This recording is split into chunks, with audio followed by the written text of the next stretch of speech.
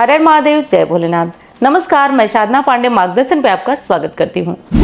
एकादशी वो तिथि है जिस तिथि पर अगर कुछ विशेष उपाय किया जाए तो निश्चित तौर पे जीवन बदलता है। और कामिका एकादशी, इसमें तो माना जाता है कि हरि और हर का मिलन होता है और जो ये मिलन सही तरीके से भगवान के तरीके से करा देता है वो अपने जीवन में नाना प्रकार के कष्टों से मुक्ति मिल जाती है उसे। और ध्यान रखिए, आज का दिन यानी कि हरिहर मिलन का वो दिन जिस दिन आप कुछ विशेष तरीके से अगर भगवान नारायण के साथ महादेव की पूजा करते हैं तो जाने अनजाने में हुए समस्त पापों से मुक्त हो जाते हैं और भगवान की असीम कृपा आपको प्राप्त होती है। देखिए दोस्तों, कामिका एकादशी की शुरुआत हो रही है 8 अगस्त को 8:30 बजे और कामिका एकादशी की अंत मतलब समाप्ति हो रही है 9 अगस्त को रात को 10:30 बजे। अब आप जान गए कि उदया तिथि के अनुसार 9 अगस्त को कामिका एकादशी 9 अगस्त रविवार को रखा जाएगा व्रत। अब ये ध्यान रखिए, इस बार इस प्रकार की कोई दुविधा भी नहीं है कि आप चावल किस दिन खाएं, क्योंकि एक ही दिन 9 अगस्त रविवार को ही उदया तिथि की एकादशी है। रही बात तुलसी जी की पूजा की, तो वैसे भी आपको तुलसी जी की पूजा रविवार को नहीं करते हैं, लेकिन हाँ, जो दीपक मैं चौमुखा बताई हूँ आपको कि चारों मास जलाना है वो आपको ज़रूर जलाना है। और ध्यान रखिए, पहले के टाइम में आप देखते थे लोग सुखी रहते थे, संपन्न रहते थे, हर प्रकार के कष्टों से मुक्त रहते थे। आपको पता होगा कि उनका मूल कारण आजकल हम क्या सोच रहे हैं, हम ये सोच रहे हैं कि हमें किस उपाय से जल्दी फायदा, और वो उपाय नहीं, वो पुण्य के लिए कार्य करते थे। उनका पुण्य बहुत होता था।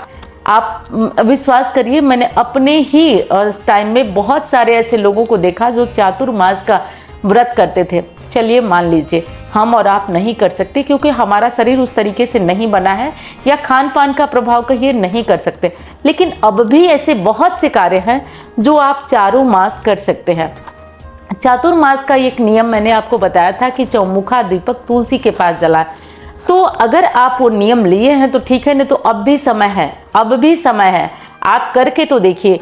क्योंकि कोई भी उपाय या कोई भी चीज़ आपको देती है असर, लेकिन ये सब आपकी जागृत पुण्य करते हैं, यानी कि जो पुण्य आपके सोए हैं या किसी कारण से कोई दिक्कत है, दोष है, वो आपके ठीक हो जाते हैं। आपको लगता है कि तुलसी के पास एक दीपक ही तो जलाना है, सबसे बड़ी चीज़ है चातुर्मास में दीप प्रज्वलित करना, उससे भी बड़ी बात है तुलसी जी के पास। क्योंकि प्रायः हम और आप समझते हैं कि तुलसी जी, लेकिन विश्वास करिए तुलसी जी वो जादू हैं जिनके पास बैठकर अगर आप अपनी मनोकामना करते हैं, दीपक जलाते हैं, भगवान का नाम जप करते हैं, विश्वास मानिए चमत्कारी रूप से जीवन बदलता है। और मैं यूं ही नहीं कह रही हूँ, बहुत चमत्कार होता है। अब 9 तारीख को रविवार है, ठीक है, किसी को दिक्कत नहीं होगी कि बाल कैसे धोएं, क्या करें, क्योंकि आप शुक्रवार को धोइए, ठीक है, शनिवार को धोएंगे नहीं आप, और रविवार को तो एकादशी है तो आप शुक्रवार को धो सकते हैं। अब देखिए, शुक्रवार को बहुत ज़्यादा लोग कहेंगे कि दीदी शुक्रवार को धोना चाहिए, नहीं धोना चाहिए। देखिए, अब समस्या है कि इतने ज़्यादा दिन आप कैसे रख सकते हैं, तो बिल्कुल आप धोइए, क्योंकि हर बार पे वर्जित होता है ये, मतलब दिक्कत मत करिए, आप धो लीजिए शुक्रवार को। शुक्रवार को 7 तारीख है, 7 तारीख को आप बाल धो लीजिए, ठीक है। अब आपको क्या करना है कि आपको 9 तारीख को जब कामिका एकादशी है उसके पहले एक दिन पहले शनिवार को ही अपना एकादशी का नियम ले लेना है। एकादशी का नियम मतलब कि आप जानते हैं कि आपको एकादशमी की तिथि के दिन आपको लहसुन प्याज नहीं खाना है, मसूर की दाल, मूली, बैगन, ये सब चीज़ें नहीं खाना है। आप क्या करेंगे कि शाम को अपना अच्छे से थोड़ा सूर्यास्त होने से पहले ही खाना खा लीजिए, जब सूर्यास्त हो रहा है उससे पहले। देखिए, नियम बहुत ज़रूरी है, ठीक है, सूर्यास्त होने से पहले आप खाना खा लें। उसके बाद जब सूर्यास्त हो जा रहा है, मैं वो भी बताऊंगी जो लोग व्रत नहीं करते उनके लिए कौन सा नियम है, और चमत्कार हो जाएगा यदि आप ये कार्य करेंगे। मैं यूं ही नहीं बताती हूँ, बस विश्वास से लगे रहिए। आपको क्या करना है कि अच्छे से अपना खाना वगैरह खा लेना है शाम को। खाना खाने के बाद आप उसके बाद दूध ले सकते हैं, चाय ले सकते हैं, दही मत लीजिएगा, दूध चाय ले लीजिए। अगले दिन आप 9 तारीख रविवार को सुबह उठेंगे, सुबह उठ करके और अपना भगवान की जो घर की बहुत सफाई नहीं की जाती है एकादशी वगैरह के दिन। एक ही कारण होता है कि कोई जीव, कोई कीड़ा मकोड़ा हमारे हाथ से मर न जाए, इसलिए आज के दिन बहुत साफ़ सफाई नहीं होगी। हाँ, अपना जितना भी सामान्य साफ़ सफाई है, भगवान को स्नान कराइए, उनको भोग लगाइए, सब कुछ आप बढ़िया से उनकी पूजा करिए। तुलसी जी के पास सुबह भी एक दीपक आप लोग ज़रूर जलाइए, ज़रूर जलाइए, ठीक है। भले ही आप 8 बजे 9 बजे तक पूजा करते हैं, लेकिन चातुर्मास चल रहा है, ज़रूर जलाइए सामान्य दीपक। एक कमेंट था, एक आईडी से अंदाज़ा लगाना मुश्किल है कि वो क्या थे, लेकिन आपको ये बता पा रही हूँ कि वो लिखे थे कि घी खाने के लिए नहीं है, और आप हर वीडियो में कहती हैं घी का दीपक जलाएं। पहली चीज़ तो मैं ये नहीं कहती हूँ कि ये आप घी का ही दीपक जलाइए। मैं साथ में बोलती हूँ तिल तेल का। बोले थे कि मैं तो हर पूजा में सरसों का तेल जलाता हूँ क्योंकि भगवान ने हमें दिया है। अब यहाँ पे एक बात आप ध्यान से सुनिए, हमें सरसों का तेल ही दिया है। कैसे आपको भगवान ने सरसों का तेल दिया है? अगर भगवान ने आपको नहीं दिया होता तो आप इंटरनेट भर नहीं भराए होते, आप ये वीडियो नहीं देख रहे होंगे, बस आप उपयोगिता नहीं समझ रहे। और दूसरी चीज़ आप कह रहे हैं खाने को नहीं दिया। मैं मांगती हूँ कि अगर खाने को नहीं दिया है तो हम अपने से सर्वोच्च चीज़ तो भगवान को समर्पित करते हैं, अपने से अच्छी चीज़ भगवान को समर्पित। अगर हम तेल खा रहे हैं और हमारी थोड़ी भी स्थिति है तो हम घी या तिल का तेल ज़रूर भगवान को प्रयोग करेंगे। अब ये क्या बात है कि भगवान अब जब खूब हमको खजाने में बैठाएंगे तब हम भगवान के लिए पूजा करेंगे या अच्छी अच्छी चीज़ें लाएंगे? ऐसे सपने कभी पूरे नहीं होते हैं। आप लोगों में से जो भी ये गलती कर रहा है वो मत करे, क्योंकि अगर सच में आपकी स्थिति ऐसी नहीं है कि आप भगवान के लिए कुछ करें, तब तो बेशक आप जैसे हैं वैसे रहिए, लेकिन थोड़ी भी स्थिति है तो आप उस चीज़ को करिए, समझिए। भगवान ने आपके मोबाइल में इंटरनेट भराया है, वो पैसा दिए होंगे, तभी तो आप ये चीज़ें जान पा रहे हैं। इसका मतलब प्रभु की इच्छा है कि आप मत सरसों के तेल से करिए, क्योंकि सारी पूजा सरसों के तेल से नहीं होती है। तो इस चीज़ से समझिएगा, सारा दिया सरसों के तेल से नहीं जलाया जाता है। चलिए अब आगे बढ़ती हूँ और सारी चीज़ें आपको समझा देती हूँ। तो जिस दिन एकादशी है बस भगवान की पूजा करिए, और वो लोग भी भगवान की पूजा विधि विधान से करें। अगर घर में कोई मूर्ति है भगवान की कोई मूर्ति है तो पंचामृत से स्नान कराइए, दूध दही घी शक्कर शहद से स्नान कराइए। शंख में जल भर करके आप पुरुष सूक्त का पाठ कर सकते हैं, कर सके तो ठीक है, नहीं तो यूट्यूब में चला दीजिए, पुरुष सूक्त का पाठ चलने दीजिए। सोचिए घर का वातावरण सोचिए, आप भगवान को स्नान करा रहे हो, पुरुष सूक्त चल रहा हो और आप भी धीरे धीरे भगवान का नाम ओम नमो भगवते वासुदेवाय, और घर में पूरी तरह से तुलसी जी के पास दीपक जल रहा हो, मंदिर में दीपक जल, वो दृश्य सोचिए। और आप लोग कहते हैं दरिद्रता कभी नहीं रहेगी, बस नियम, क्योंकि मैं भी रोज बात कर रही हूँ दोस्तों, विश्वास करिए, एकदम आप विश्वास से कहती हूँ कि उनके जीवन में कभी दरिद्रता नहीं रहती है जो आलस्य नहीं करते हैं। उनके जीवन में रहती है जो किसी न किसी बहाने से आलस्य करते हैं। देखिए एक बात कहा जाता है ना, जहाँ चाह है वहाँ राह है। बहुत ऐसे परिवार हैं जो रास्ता निकाल लेते हैं कि मुझे पूजा करना है, मुझे ऐसे करना है, कर लेते हैं। कुछ लोग जो है किसी चीज़ का बहाना बनाकर नहीं करते हैं, तो बहाना मत बनाइए, सच में कष्ट है तो मत करिए। लेकिन आप ये पूजा बिना व्रत के भी करिए। अब व्रत वालों को अपना फलाहार का भोजन लेना है, पता ही है आपको। आज पीपल की पूजा नहीं होगी क्योंकि संडे है। अब बात आती है पारण की।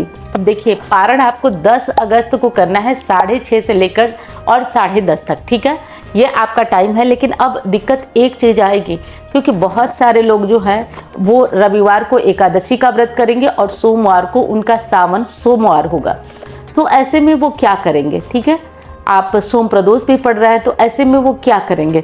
तो देखिए आपको बस एक कार्य करना है। अगर दोनों व्रत आप करना चाहते हैं, अगर आपकी शारीरिक स्थिति है, क्षमता है, दोनों व्रत करना चाहते हैं, तो आप सावन सोमवार में एक काम कर सकते हैं। जैसे रविवार का एकादशी का जो पारण है, आप भगवान का पंचामृत और तुलसी दल ले करके जो पारण का टाइम बताया गया उसी टाइम में पी लीजिए, और उसके बाद आप सावन सोमवार व्रत करिए, तो आपका व्रत पूरा होगा। और आप जो पिछला व्रत एकादशी व्रत किए हैं उसका भी फल मिलेगा, और आप सावन सोमवार कर रहे हैं, प्रदोष कर रहे हैं, तो उसका भी फल आपको प्राप्त होगा। बस इसी तरह से करके आपको अपना कार्य करना है। अब बात आती है कि देखिए पारण तो हो गया, अब बात आती है कि कौन सा विशेष उपाय आज कर लें। तो देखिए दोस्तों, आपको सबसे विशेष एक उपाय बता दें जिसे आप ज़रूर करिएगा। हर एकादशी के दिन आप सुबह में जब स्नान करें तो थोड़ा आंवले का रस या आंवले का चूर्ण, ध्यान रखिएगा आंवले को शास्त्र में स्वर्ण के बराबर माना जाता है। यदि आप आंवले के थोड़ा सा रस से आंवले के चूर्ण को पानी में डालकर आप स्नान कर रहे हैं, विश्वास मानिए आपके जीवन से जो कष्ट होता है, मतलब आंवला मानता है, आंवले को माना जाता है कि कष्ट पाप नाश के लिए और आपके घर में जो दरिद्रता है उसको दूर करने के लिए, आपकी शारीरिक क्षमता जो है, मतलब शारीरिक तबीयत वगैरह ठीक नहीं रहती तो सबके लिए ये एक रामबाण उपाय है। और दोस्तों आप ध्यान रखिएगा, अगर व्रत नहीं करते हैं तब भी आपको चावल नहीं खाना है। दान आप जो भी करते हैं वो एकादशी को अन्न का दान, जो भी व्रत रहते हैं वो अगले दिन करिए, पारण के समय करिए, ठीक है। एकादशी के दिन आप फल का दान कर सकते हैं, आप कपड़े का, मतलब सब दान करिए, अन्न का दान, क्योंकि माना जाता है कि अन्न में पाप होता है, इसीलिए तो एकादशी का व्रत सर्वश्रेष्ठ व्रत होता है। और अब बहुत सारे लोगों को मैं बताई हूँ कि 108 दाने चावल के चढ़ाए, तो बहुत दिक्कत नहीं है, चढ़ा सकते हैं, लेकिन हाँ आप आज का दिन छोड़ दीजिए, एकादशी के दिन छोड़ दीजिए, चावल के दाने न चढ़ाइए। और हाँ, जो आप चौमुखा दीपक जलाने की तुलसी के सामने बात हुई है वो आप आज से भी संकल्प ले सकते हैं। अब एक अगला और अंतिम उपाय आपको बता देती हूँ जो आपके जीवन में चमत्कार करेगा। देखिए आपको क्या करना है कि आज से भगवान का जो नाम है ओम नमो भगवत, जो द्वादशाक्षर मंत्र है, इस मंत्र को आपको क्या करना है कि चलते फिरते या कुछ नहीं कर सकते तो आप राम नाम बोलना शुरू कीजिए। आप देखेंगे धीरे धीरे धीरे धीरे धीरे धीरे ये जीवन परिवर्तित करता है। धीरे धीरे धीरे धीरे ऐसा होता है कि आपका जीवन धीरे धीरे धीरे धीरे बदलने लगता है, चीज़ें संभलने लगती हैं। तो इस तरीके से करके आपको करना है। और कामिका एकादशी पर ये सारे उपाय आप न कर, वैसे तो मैंने कोई बड़ा उपाय नहीं बताया कि जो आपको दिक्कत लगे, परेशानी लगे, और कोई ऐसा मैं बताना भी नहीं चाहती हूँ कि जो बहुत ज़्यादा परेशानी खड़ा करे। और बहुत सारे लोगों का एक ही प्रश्न है कि अपना घर कब बनेगा। उसके लिए मैं जल्दी ही वीडियो बनाने वाली हूँ और वो जाएगी इंस्टाग्राम पे जाएगी शॉर्ट वीडियो में, तो उस इंस्टाग्राम अकाउंट को भी आप लोग फॉलो कर लीजिएगा। मैं प्रयास करूँगी इसके नीचे लिंक डालने का। और वीडियो अच्छी लगे तो लाइक करिएगा, चैनल को आपने सब्सक्राइब नहीं किया तो ज़रूर करिए। सावन आने वाला है, आपको पता है कि इस बार भी रुद्राभिषेक का आयोजन मार्गदर्शन के द्वारा होने जा रहा है। तो जो कोई बहुत ज़्यादा जीवन में अटका हुआ, रुका हुआ या परेशान महसूस कर रहा है, ये बस आयोजन उसी के लिए है। किसी भी मनोकामना को लेकर आपने सारे मेरे बताए हुए या अन्य कोई उपाय पूजा पाठ किया और अब आप हार गए हैं, निराश हो गए हैं, तो विश्वास मानिए आप अपने जीवन में चमत्कारी परिवर्तन देखेंगे। क्योंकि आपसे बता दूं, मैं यहाँ अपने कार्यस्थल पे बैठी हूँ, जब भी मैं कोई रुकावट महसूस करती हूँ, हमारे पंडित जी भी जानते हैं, मैं तुरंत जहाँ कहीं जैसे रहती हूँ फ़ोन करके महादेव की शरण में पहुँचती हूँ और राहत तो मैं पा ही जाती हूँ। और मैं जिस चीज़ से राहत पाऊँ वो आपको न बताऊँ ये कैसे हो सकता है।